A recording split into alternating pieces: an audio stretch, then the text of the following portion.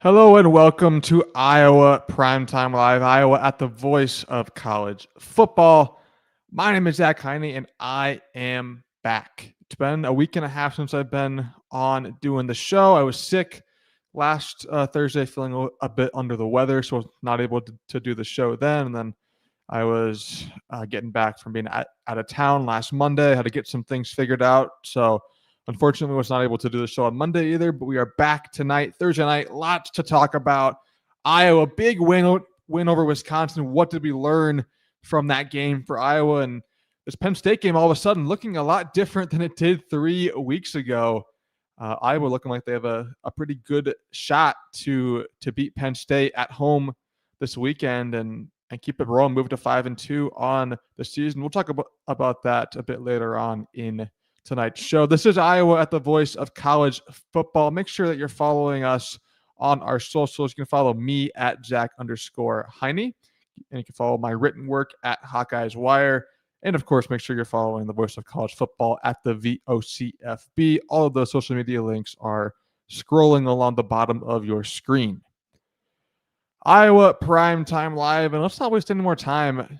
Let's jump right into it. Iowa 37, Wisconsin a big old 0 on the board for the Badgers. And I was feeling pretty good heading into this game. If you remember my preview from a few weeks ago about the Hawkeyes heading up to Madison, I said, it had to be one of those old school Iowa football games, smash mouth, run the ball down their throats. I wanted to see Iowa do that more than throwing the ball. And boy, did they do exactly that on last Saturday night. Iowa running for 210 yards on the ground, averaging 5.8 yards per carry, and rushing not one, not two, not three, but 4 rushing touchdowns for the Hawkeyes in that win. So they just completely took it to a Wisconsin team that looks like it's just given up. I was shocked when Luke Fickell was not fired on Sunday. I thought it was automatic if Iowa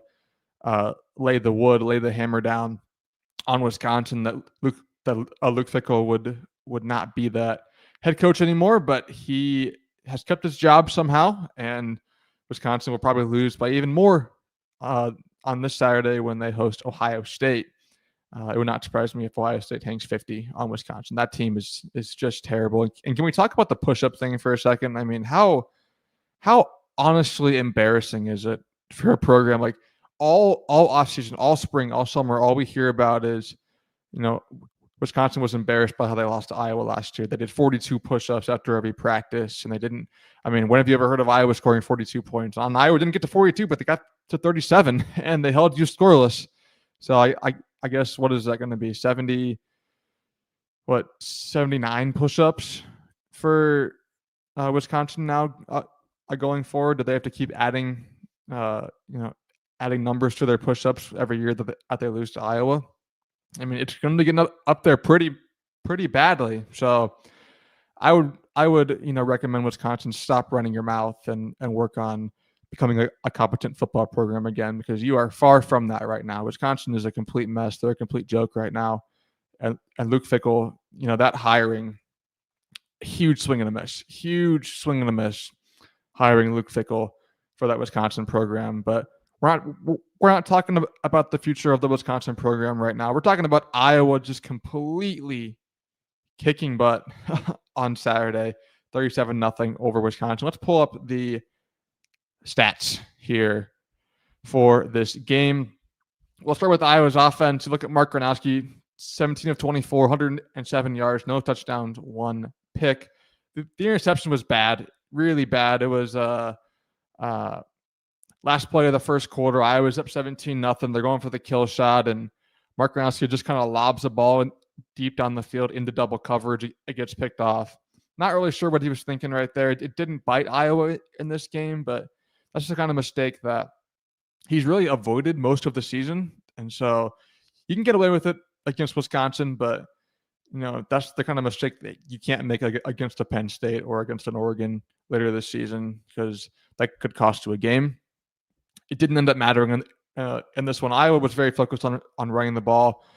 24 passing attempts, only netting 107 yards. Not ideal That's 4.5 yards per attempt. Not great. Iowa's passing game is still a work in progress, but when you can run the ball this well, like, you don't need to have an elite passing game. Yes, I want to see steps forward, and I think the return of Reese Vanderzee will help that in the long run. But Iowa didn't need to air it out super much in this game to win, because look at the running game. 36 carries for 210 yards and 4 touchdowns on the ground, averaging 5.8 yards per carry. Kamari Moulton, 15 carries, 96 yards, and a score. Xavier Williams with 7 carries for 55 yards and 2 rushing touchdowns, 9 for 40 for Nathan McNeil, 1 for 10 for Wheatgen, and then 4 for 9, and that touchdown for Mark Gronowski. Mark Gronowski, by the way, 8 rushing touchdowns on the season. I mean, he's going to, assuming he stays healthy, he's going to get into the double digits in rushing touchdowns, which is great to, see with him. Only 3 passing touchdowns. We would like a bit more production through there eventually, but the running game is rolling right now, and Iowa's going with the hot hand. And the hot hand right now is Moulton, Williams, and McNeil.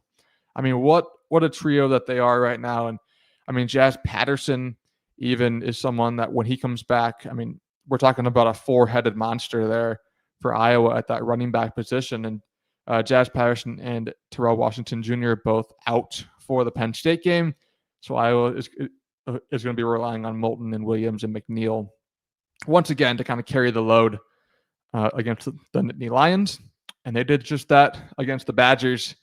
Great game on the ground for those guys. Iowa's offensive line really dominated. They kept Mark Gronowski clean.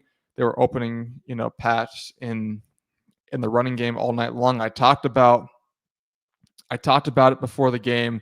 Iowa's offensive line with that big advantage over Wisconsin's defensive line, and that came to a head in this game where Iowa just did whatever they wanted to on the ground, running left, right, and center, all 5 gaps. I mean, whatever you wanted to do in the running game, Iowa did that against Wisconsin. They really took their souls, and it's what you wanted to see. Iowa took care of business, doing what they do best, which is running the football. Iowa's run the ball well all season long for the most part, and they kept that going on Saturday. Receiving-wise, Kamari Moulton tied for your leading receiver, 3 receptions for 29 yards. Reese Vanderzee had 3 for 29 as well. He was not on the depth chart. We heard nothing about him a whole week long, and then he just appears into the game on Saturday and makes a few catches. He's big to get back for that Iowa passing game. Reese Vanderzee is your best shot at a explosive passing play, and having him back is huge. Like, it was his first game. You can't expect too much, especially with Iowa running the ball so well. Like, they weren't just going to all of a sudden, give Reese Vanderzee 10 targets, but he's someone that I think can really elevate this Iowa passing game to hopefully another level as we get into the second half of this season. It's good to see him back on the field and healthy and already producing next there to Kamari Moulton, who just had a big day in all 3 phases. Sam Phillips, 1 catch for 14 yards. Vanami, 3 for 13. Gill, 1 for 6. And then a bunch of other guys with some receptions. Caden Wheatson, 3 catches for 4 yards. I mean, I was just not getting anything from the receivers in the passing game right now. I think we all kind of had illusions of grandeur in the offseason when we heard about, how good the passing game looked and how good Sam Phillips looked and how good Seth Anderson looked and all this stuff. And it was kind of fool's gold, it seems like, as they've just yet to put it all together. Iowa they haven't passed for over 200 yards in a game this season. We've played half the season, so not good at all right there. And while they've shown improvements, Mark Gronowski has shown improvements. We just yet to see a receiver really have a huge day. Not counting the game against UMass, because UMass is absolutely terrible. But we're just waiting for the receivers to show up in a big moment, and hasn't happened yet. Iowa's just really content to run the ball and do what they do best, and you can't really blame them at all for that. But it is a little maddening to hear all the hype and all the and all the talk about the Iowa receiving core throughout the offseason, and then for them to not produce in the season so far is a bit frustrating. But Reese Van Der Zee being back should hopefully help open things up for that Iowa passing game going forward, and they're going to need it because they play some pretty good teams. Penn State, you can debate on that, but Oregon, USC, even Nebraska are really going to challenge Iowa, and so they're going to need their receivers to step up and make some plays then, and hopefully Reese Van Der Zee can be a big part of that. I'm going to look at some of the comments here. T. Hink, is tonight the call-in show? Yes, it is. I will be putting the link in the chat after we finish talking about the Wisconsin game so that we can preview Penn State. So be on the lookout for that link after we finish up talking about Wisconsin. Kelvin Fisher, so lucky to have Kirk. Yes, compared to what Luke Fickell has done with that program up in Madison, you can't really.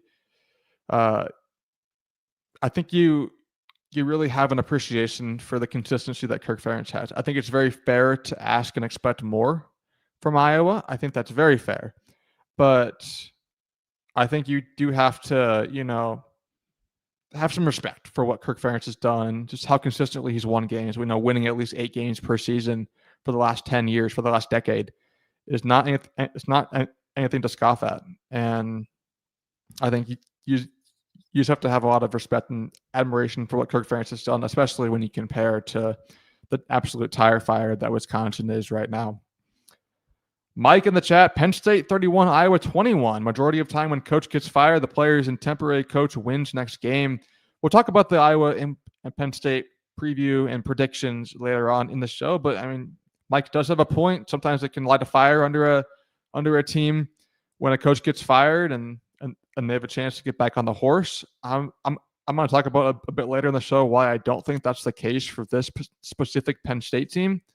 But I think it's a very valid and a very fair point for Mike to make there about a coach being fired and the team kind of rallying around the temporary coach to win that next game. Let's move over to Iowa's defense. And boy, did they have a game. Look at Wisconsin. Hunter Simmons, 8 of 21 for 82 yards, no touchdowns, 2 picks. I mean, Hunter Simmons just looked overmatched the entire night. I mean, he looked like a quarterback that didn't belong anywhere close to the same field as that Iowa defense. He looked like a Division II quarterback. And I'm not, scoffing or calling out the kid personally. I'm sure he's a great guy, great leader, but just strictly on the field, Hunter Simmons just was completely overmatched. Looked kind of like Deacon Hill out there for those Iowa fans. If you remember a few years ago, this was a very Deacon Hill type of stat line, just someone that does not belong on a Big Ten football field in a Big Ten conference game. And that was Hunter Simmons. The first interception, it's bad luck. It's tipped in the air. Bryce Hawthorne makes a fantastic play to read it and pick it off, off the deflection. The second pick, that might be the worst interception I've ever seen a quarterback throw. I don't know what the plan was, what the idea was for Hunter Simmons on that play. I mean, Aaron Graves is right in his face, and he throws it right to him. Like, I think sometimes we over exaggerate when someone throws a pick and like, oh, he threw it right to him, and most of the times, the DB or the linebacker undercut the route and made a great play. And it made the quarterback look worse than it was. This wasn't that. I mean, Aaron Graves is chasing him down, and he throws it right to him. He throws it right to him, hits him between the 9 and the 5, right on the jersey. And it's like, what are you doing? What was the idea? Aaron Graves returns it down to the 1 yard line, almost got in. Tackled just short. He had some fun quotes after the game about that.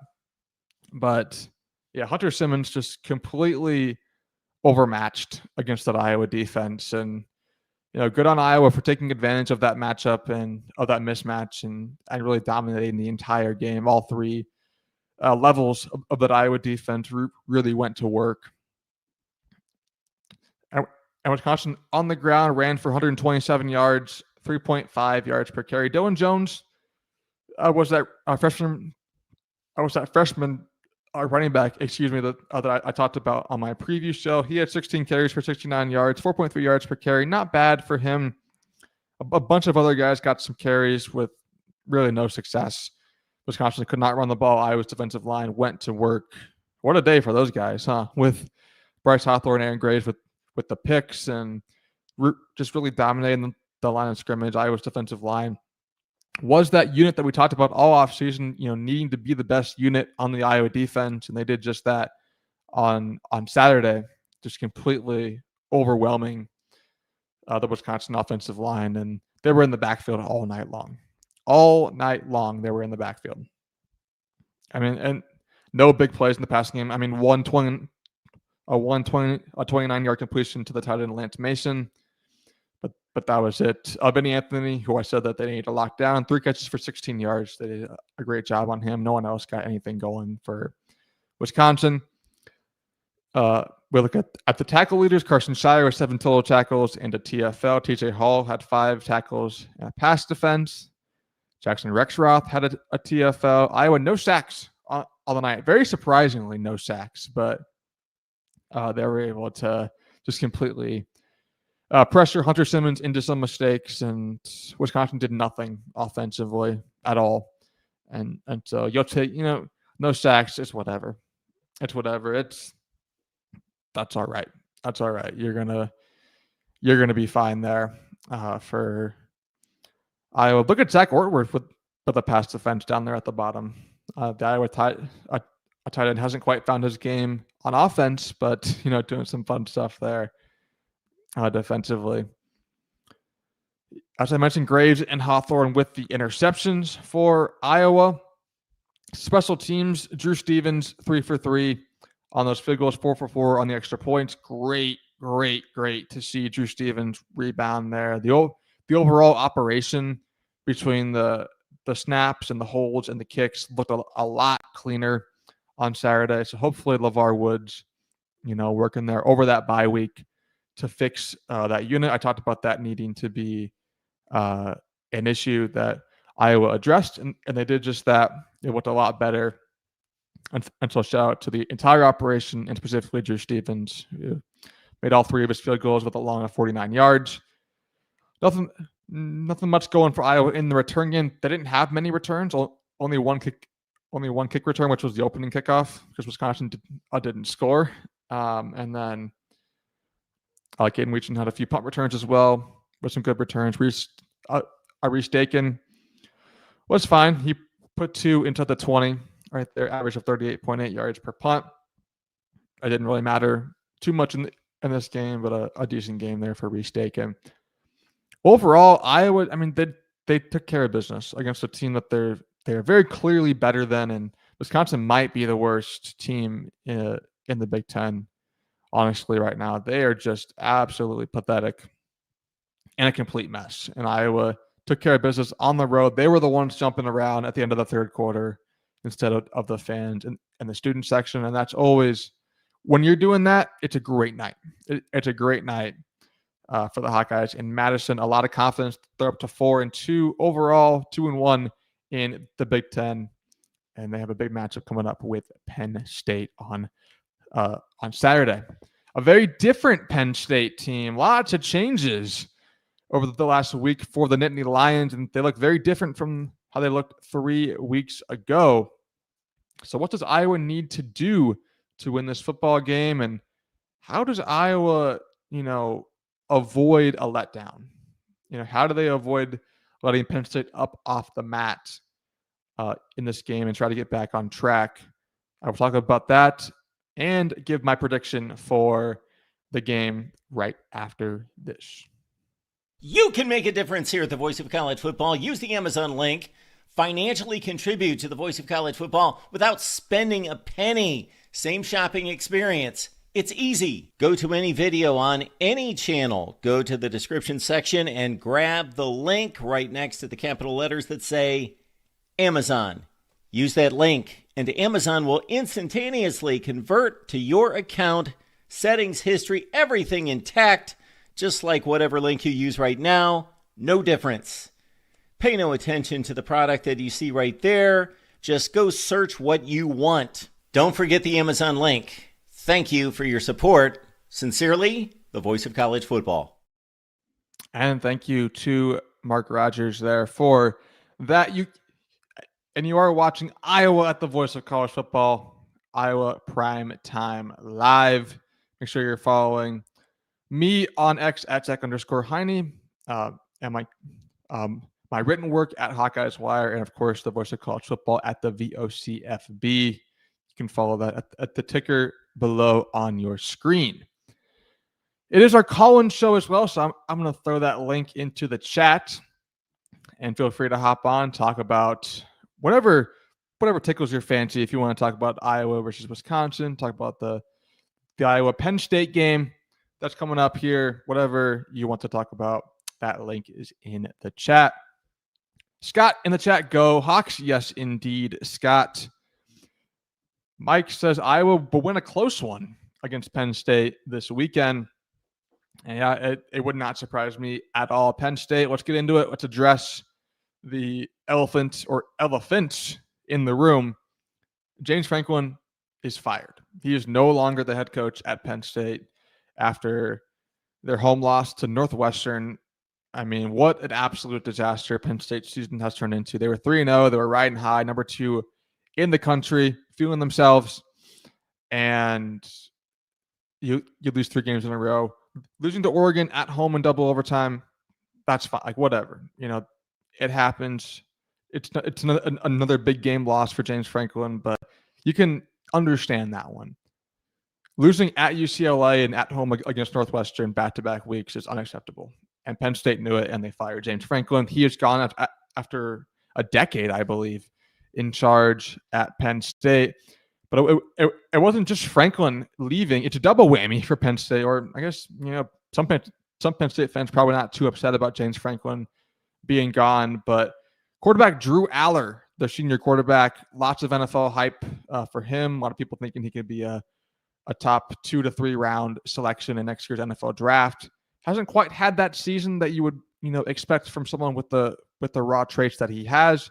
He is done for the year after getting injured in that Northwestern game. So Iowa will not face Drew Aller this weekend. Instead, they will face redshirt freshman quarterback Ethan Grunkmeyer, who's making his first career start. He only has attempted 13 passes in his collegiate career.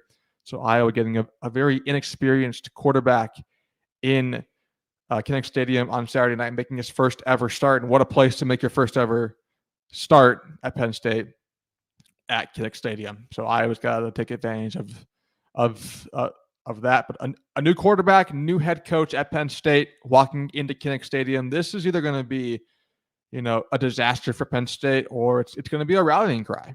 And I don't think that I don't see anything really in the middle. Like I think either Iowa takes care of business, or this game is a lot closer than it probably should be. Just given how bad Penn State's played the last couple of weeks.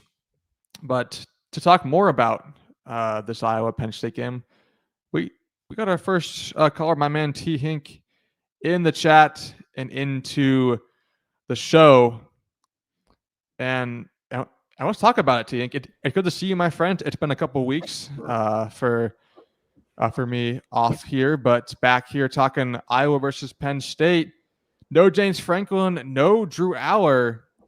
How do you expect this game to go down, T Hink? What potential pitfalls do you see for both teams entering this game? I'll start with Penn State. It's been a whirlwind for them. Coming into the year, I thought they were one of the favorites to win the national title. And it's crazy how it can happen in 3 weeks. Your coach can. Yep. I mean, I thought he was on the hot seat this year because he wasn't getting it done against the top tier teams. And it went to show you, if you don't beat the top and you lose to 2 subpar teams that are your favored by over 20 points, you definitely deserved it. Yep. His buyout was massive. $50 million is a heck of a lot of money to fork out to a coach. I personally thought he was going to make it to the end of the year and then basically tell him, we're going to go separate ways, kind of like what Iowa did with Fran. And if he wanted to leave, he could have left on his own will. But I guess I don't know anything, and they pulled the plug. But like you said, it's going to be it should be a fun game. There's still a lot for Iowa to play for this year. Still, if they can take care of business, these next 2 games, they could set themselves up for some late season rally. I guess if they can beat Penn State and Minnesota going to the bye 6-2, I'd be feeling pretty good. Still got the playoffs to play for.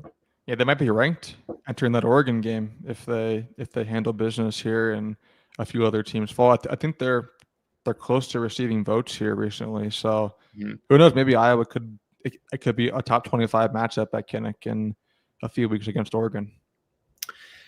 Yeah.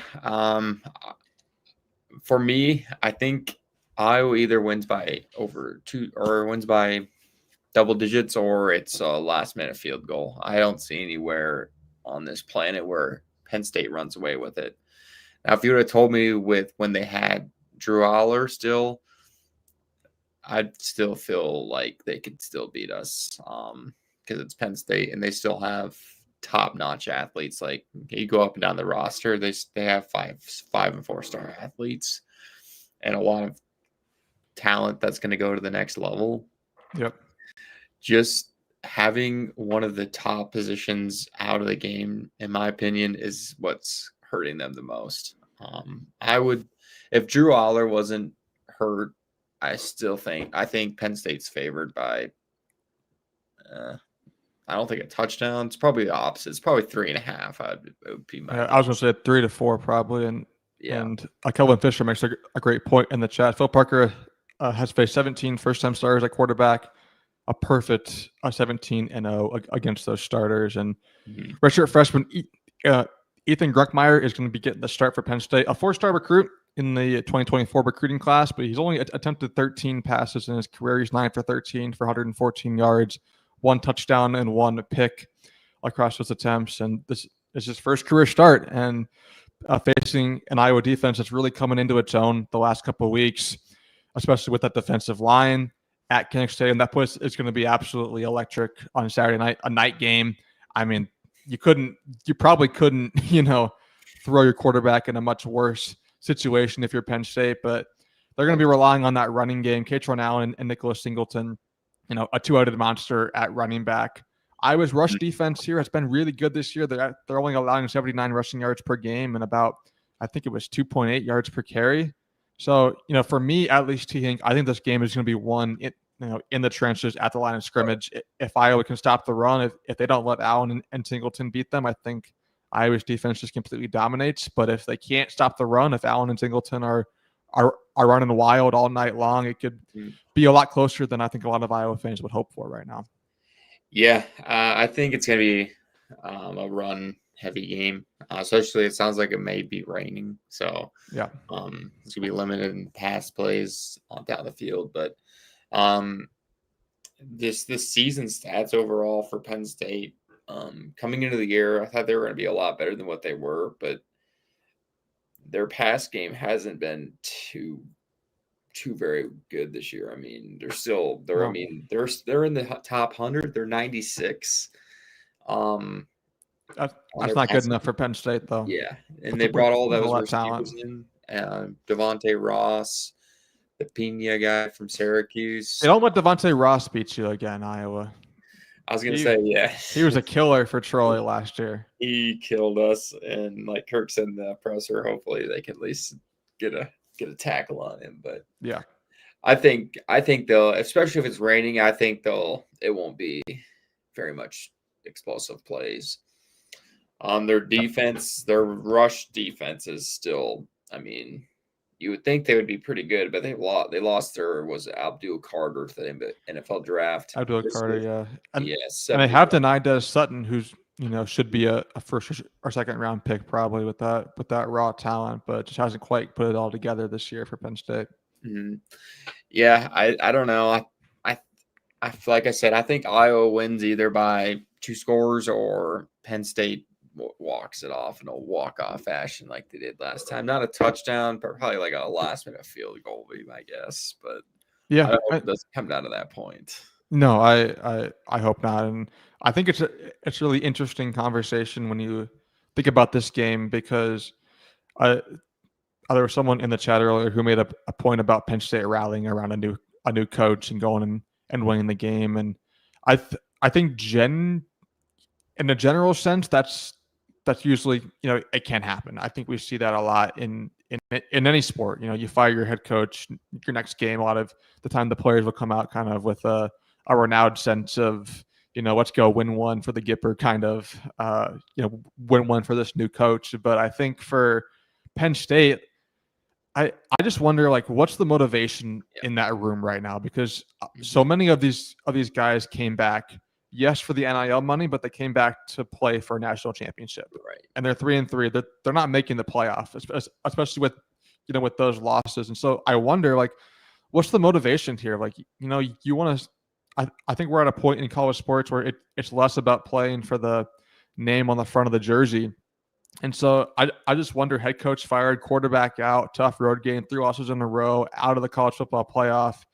That's why a lot of these guys came back. How motivated are you going to be? And I think that's where, I question what Penn State is going to look like in this game.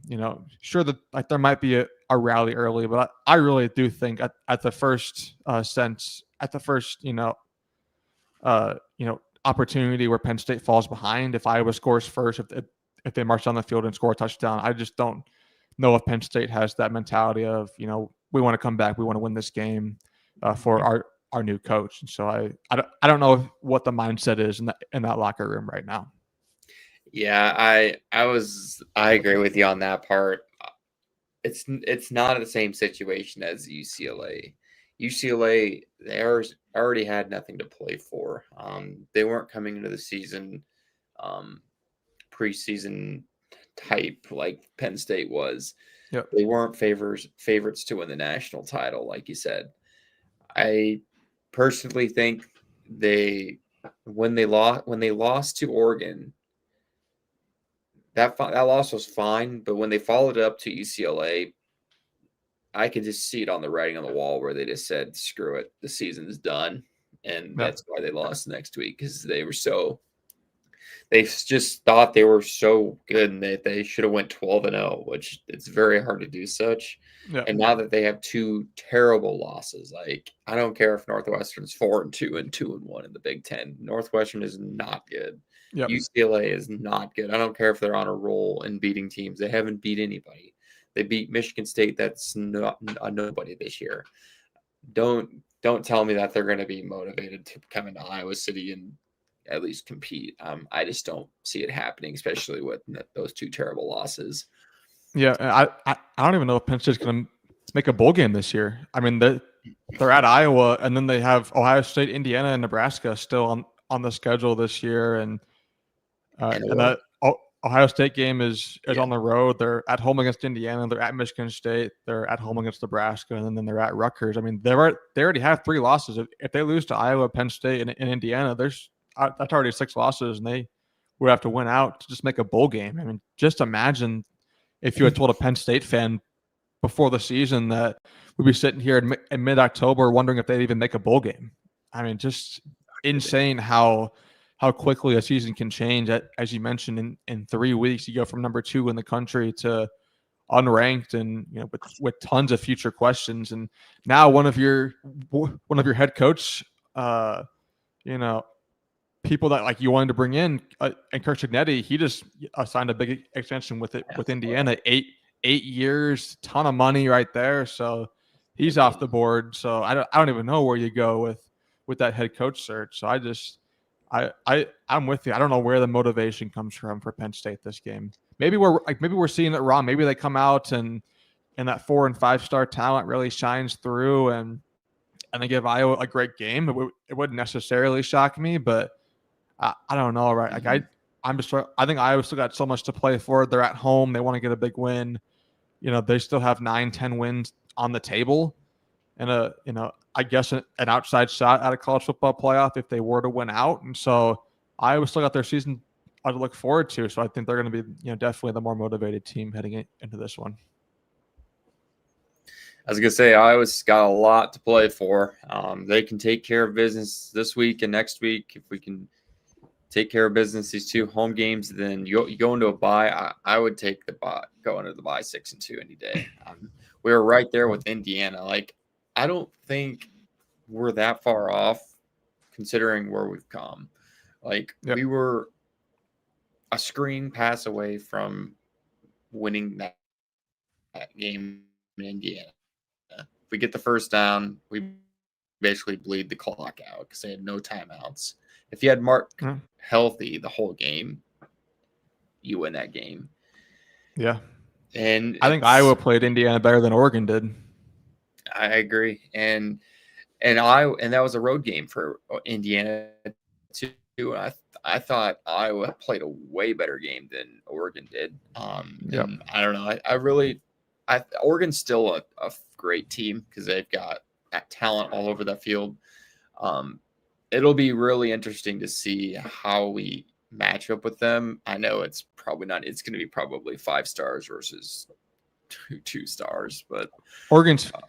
They'll be favored in that game probably, but I do think the cross country trip it didn't affect Indiana in that game, but I think we saw with Washington last year when they played Iowa. The travel cross country is a big deal, and Iowa is at home. Like, they don't leave home for like a month. The next game is at USC on the road in mid-November. So Iowa's going to have they're going to be very rested. No jet lag for Iowa. No excuses there. They're at home for the next month, and it sounds like Iowa's utilized all their night games, so their allowance for the year. So I'm assuming the Oregon game is probably going to be 11 a.m. I'd rather have it 11 a.m. than at 2:30 for that one. Yeah, put that one early as possible because then it makes it a whole lot harder for them to get up because they're so used to the 2-hour change. Yeah, I just really love that Iowa used night games on Albany and UMass. It's really great that Iowa used those night game opportunities on those 2 teams and not on a Minnesota or an Oregon. But who am I to make that call? But I want to ask you this: how bad of a loss would this be for Iowa if they lose to? Let's just say they, it's a back and forth game. At Penn State, scores late and gets a stop, and Iowa loses 24-17. How are you looking at this Iowa team if the result goes that way? If they find a way to lose this game, I have no idea, man. You might as well just right the ship in because then, like you said, Penn State's not playing for anything. Iowa ain't playing for anything either. It would really hurt if Iowa lost this game. Like, coming into the season, I kind of figured this was an L. Like, it's kind of crazy. I think we all did. Yeah. Yeah. It's kind of crazy how it can change in matters of weeks, but it would really hurt now because they're down their quarterback, they're down their head coach. It would be gruesome to lose this one, man. This might be one of the I guess quote on it easier games left on the schedule, to be honest with you, because I think USC is crazy. Yeah, no kidding. Because I think USC is the hardest game, and then it's USC, Oregon, Nebraska, Penn State, Minnesota, probably Michigan State would probably be the order I would pick. Michigan State looked absolutely terrible. I don't know the quarterback room, Aiden Childs, these last couple of games has really struggled. So, them going on the road to Kinnick, I think Iowa with revenge on the mind in that game feels pretty good. But we'll get to that game, later on in the season. What's your thoughts on it if they lose this one? Yeah, I think it would open a can of worms that Kirk Ferentz would rather stay closed right now. It would open a very uncomfortable conversation about Iowa because on paper losing to Penn State is not like what's called a season off kind of loss usually, but I mean for me, they're breaking in a brand new quarterback, new head coach. They've don't have really anything to play for right now. You're at home. It's a night game. You're playing well. It's just one of those games where everything kind of sets up well for you. And so like there's no excuses in there. Like if Iowa didn't have Mark Gronowski play and they went and lost to Wisconsin, like not a great loss as we could see, but like you could at least say, well, if we had Mark Gronowski healthy, like, things would have been different. And you could talk about that. Like Iowa, there's not really any excuses right now. Like you have Reese Vanderzee back. Yeah, you don't have Jazz Patterson or Troy Washington Jr., but you have a great a great trio of running backs in their place. And so like, you're not really feeling that loss. You're pretty healthy everywhere else, on offense and defense and special teams. Like I'm just not seeing any, like it's a game that Iowa, you would think could take care of business in, but how many games have we seen Iowa, play opponents that, you think that they should win, you think that they should handle business against. Think about Purdue in 2021 coming off that Penn State game, and Iowa just laid an egg in that one. And so I don't think Iowa's going to lay an egg because it's a night game. It's a big brand opponent coming in, even though they're no longer ranked. So Iowa can't get that ranked losing streak off of their backs, unfortunately. But I think Iowa it's really setting up well. And I think I would have to see how the game goes down before I, make any takes on that. But, it wouldn't be a great loss unless Mark Gronowski goes down in the first quarter with that injury, and I was down to the backup QB as well. But I just don't see how it would be a great loss. But Penn State still got a lot of talent on that team, and so it could happen. They're not ranked, but they're still one of the top. I don't know if you call them a blue blood, but they're still a high brand of football. Penn State is, and just beating them would still go a long ways on. I don't care if they're 0-3 right now. It still can go a long ways because of their name, of their brand. So, I think they have to take care of business on this one. If they can take care of business, like I said, and going into the bye or going into Minnesota, then I think we can beat Minnesota. They're beatable. And then you got very beatable. Yeah, a week to rest up for Oregon. I think it sets up pretty well. Yeah, I don't want to talk about the coaching search for Penn State. Yeah, they brought up Matt Rule. I think that would be a terrible hire for them to do that. What has he done at Nebraska to even start being capable? I know he played at Penn State as I think he was a walk-on, but they're ranked now. Nebraska's ranked now. That's true. Yeah, they're making a headway, I guess. They're playing well. It's that year 3 Matt Rule effect, I guess. They are playing at Minnesota this week, and that's always a trap game for them, in my opinion. They've always gone up there and lost. When it opened up, did I pick this game this week? Yeah. Nebraska was a 6.5-point favorite on the road, so that's a pretty hefty favor right there. Especially a with road team Nebraska on the road. Yep. Has it been a line change? Yep. I wouldn't be a change 7.5 now. I wouldn't be a big fan of the Matt Rule hire. Cyhawk C Money says Rule with mediocrity. He says Nebraska has a cakewalk schedule. Yeah, I don't know if Matt Rule is necessarily the best option. I know a lot of Penn State fans wanted Kurt Cignetti, and I never thought that was going to happen. And I think we got that confirmation today with that contract extension. I know Matt Campbell at Iowa State is a name that's been brought up a lot, and I don't see Matt Campbell leaving Iowa State. But if Penn State threw him a bag, maybe he would. But I just don't see him leading Iowa State and that program that he's built back up. But he's a great coach. So I mean, go ahead. Or not Matt Campbell. Yeah, Matt Campbell. I can see him going to Wisconsin before he went to Minnesota or Penn State. I mean, yeah. Because I know Wisconsin's going to be firing their coach. I think they just want their buyout to be a little less at the end there. I think you're not going to fire him. If you didn't fire him again after Iowa, you're probably not going to fire him until the end of the year. I think he gets fired at the end of the year, probably. Is probably what my guess is, because then his buyout drops. Urban Meyer. I don't think Urban Meyer is going to go. I don't think it should be Urban Meyer. Yeah. What about Freeman from Notre Dame? Man, Marcus Freeman. I don't know if Marcus Freeman would leave Notre Dame for that. I mean, it's tough. I could see that Dabo Sweeney. I've heard as a name pop up if he and Clemson want to go.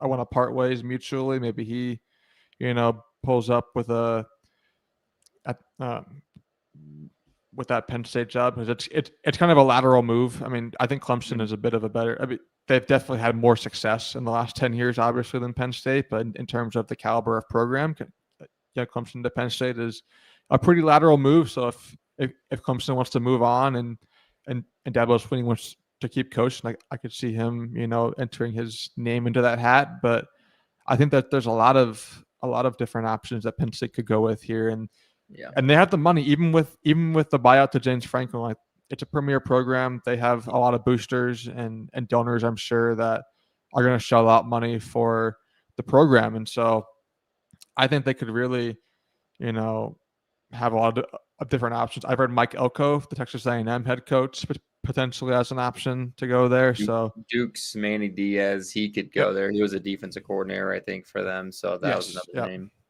I mean, lots of options for Penn State there. To Andrew's comment there, where does the $54 million come from? I heard, I don't know if this is true, but the initial report was Adidas chipped in a boatload of money, but I think that I don't think that really happened. But NIL, I think boosters, they can wrap up a lot of money. It was crazy how they came up with $54 million in one night because I don't, unless they had it planned after UCLA, if they don't beat Northwestern, then I could see it. But if they just came up with $54 million in one night, that's a lot of money. Crazy. It's crazy. It's a lot of money to move on. I think James Franklin will land somewhere here in the offseason, and probably a pretty good program as well.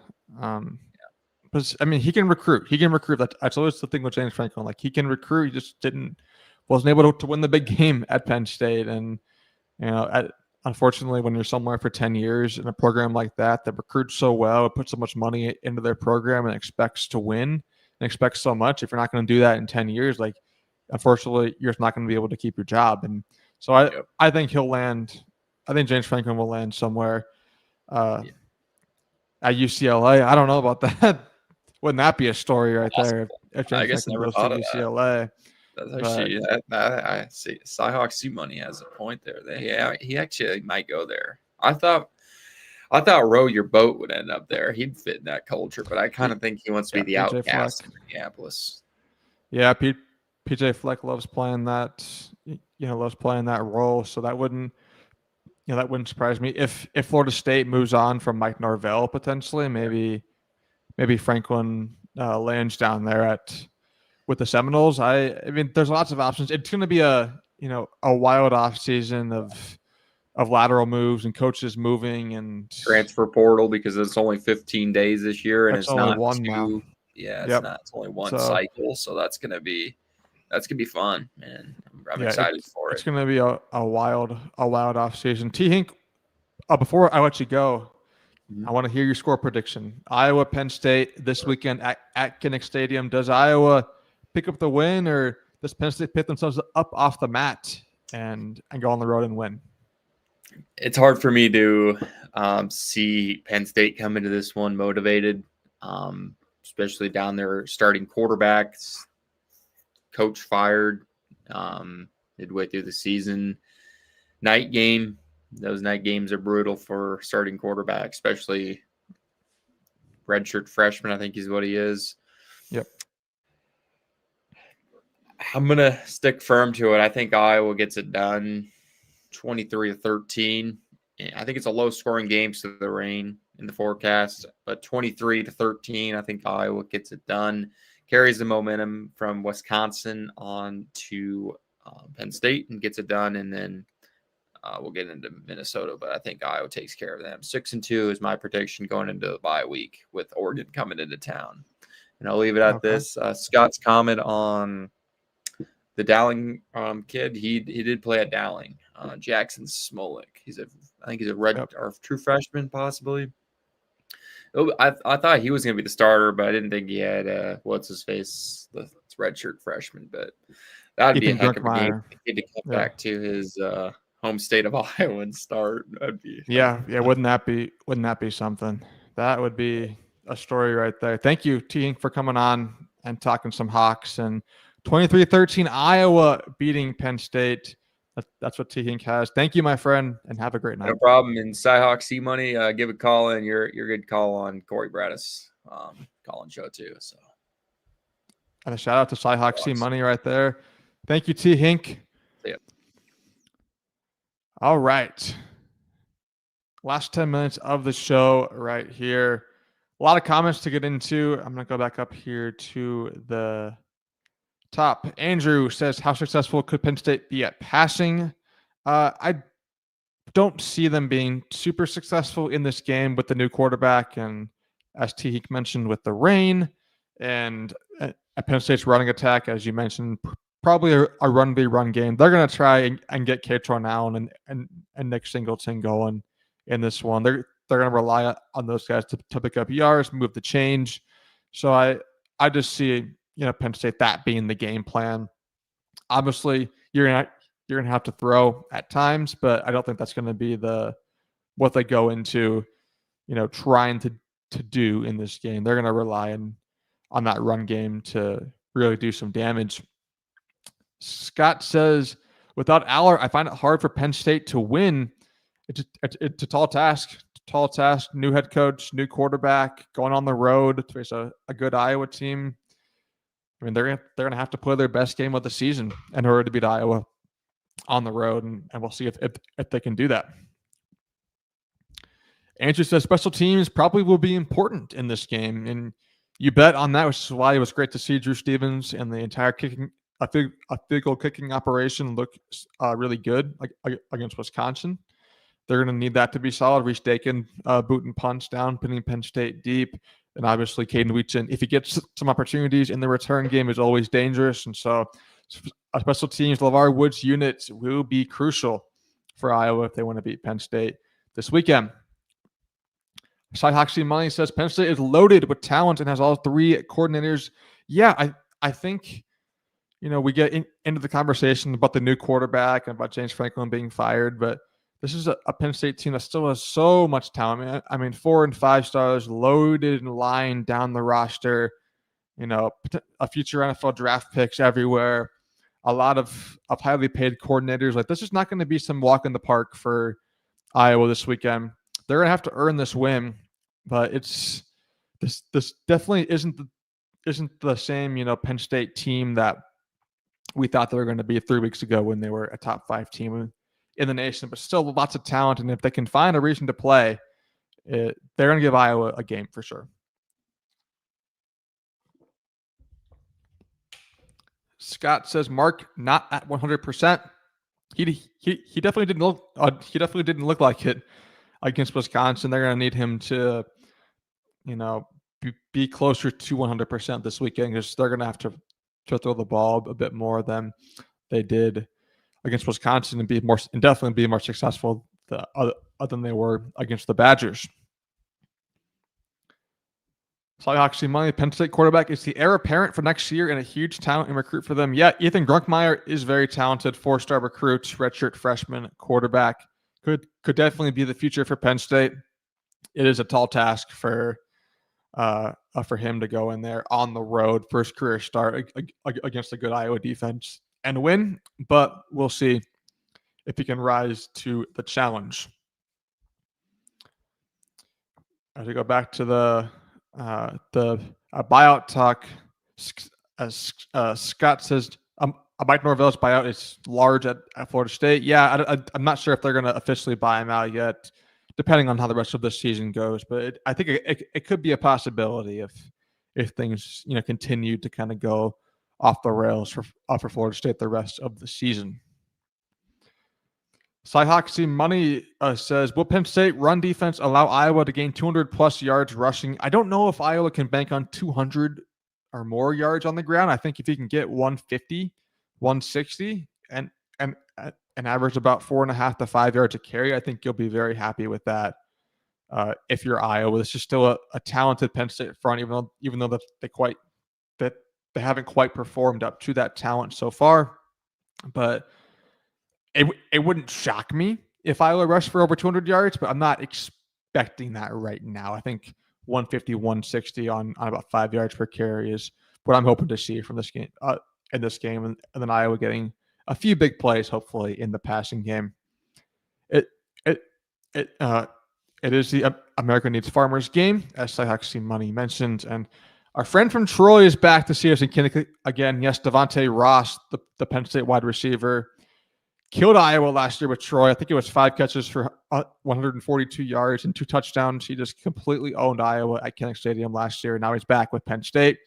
Iowa's got to make sure that they don't let him beat them again. We're at the end of the show here, so it's time to make my prediction. Iowa versus Penn State. Who picks up the win? Who comes out on top in this game? And I'm going to go with Iowa. I'm going to go with Iowa 24, Penn State 17. I think Iowa has a lot of things going their way here. They're at home. They're playing good football.